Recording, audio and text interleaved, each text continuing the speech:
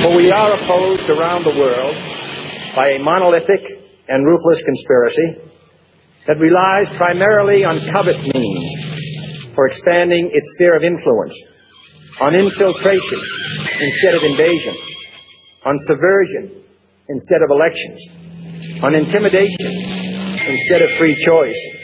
Perhaps we need some outside universal threat. I occasionally think how quickly our differences worldwide would vanish if we were facing an alien threat from outside this world. And yet, I ask you, is not an alien force already among us? What could be more alien to the universal aspirations of our peoples than war and the threat of war? This is your world, and it's wonderful to have people sex on computer, to use electronic drugs without problems. So many things are coming, and old people cannot adapt. They will just die and be replaced by you. Soon you will see human beings improve genetically.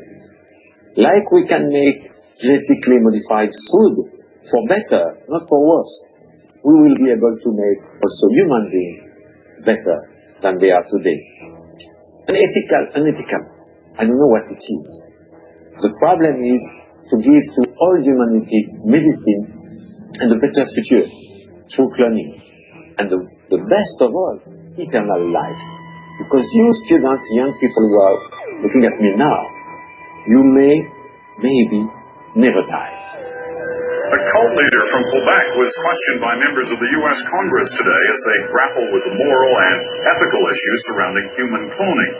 The witness, known as Rael, believes humans were created from the DNA of aliens. But he was invited to testify because, along with his bizarre beliefs, he also claims he has the technology to clone a human being. As Adrian Arsenault reports, he says he's ready to use it. We will have it in our life. You can have it in our life. If cloning is allowed, and it's very important not to block it. What if it doesn't work, though? It will work.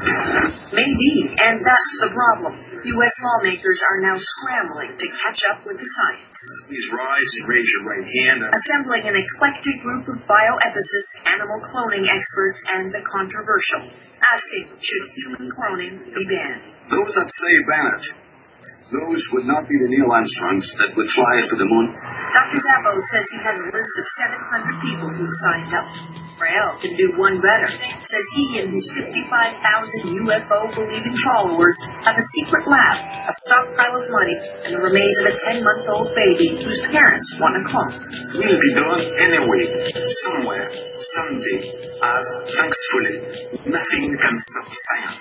I'm very, very pleased to announce that the first baby clone is born. She was born yesterday at 11:55 a.m.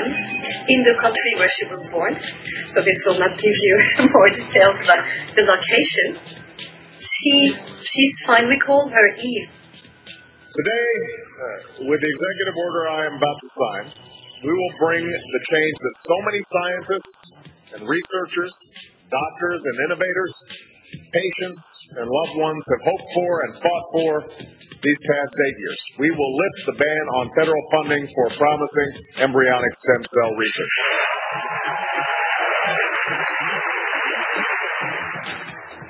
At this moment, the full promise of stem cell research remains unknown, and it should not be overstated.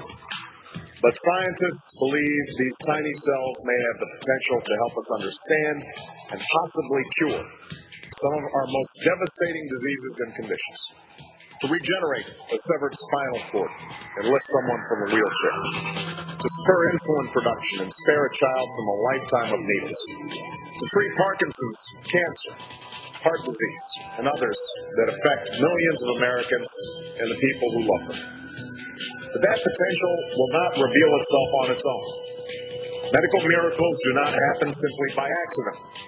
They result from painstaking and costly research, from years of lonely trial and error, much of which never bears fruit, and from a government willing to support that work.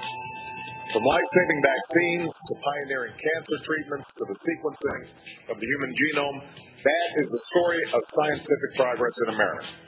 When government fails to make these investments, opportunities are missed.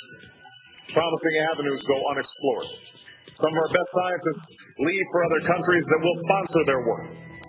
And those countries may surge ahead of ours in the advances that transform our lives. In recent years, when it comes to stem cell research, rather than furthering discovery, our government has forced what I believe is a false choice between sound science and moral values. We will develop strict guidelines, which we will rigorously enforce, because we cannot ever tolerate misuse or abuse. And we will ensure that our government never opens the door to the use of cloning for human reproduction. It is dangerous, profoundly wrong, and has no place in our society or any society. Now, this order is an important step in advancing the cause of science in America, but let's be clear, promoting science isn't just about providing resources, it's also about protecting free and open inquiry. If you are elected and you learned that the government knew aliens had visited Earth and the public didn't know, would you ensure the public found out? Well, it depends on what these aliens were like, and whether they were Democrats or Republicans.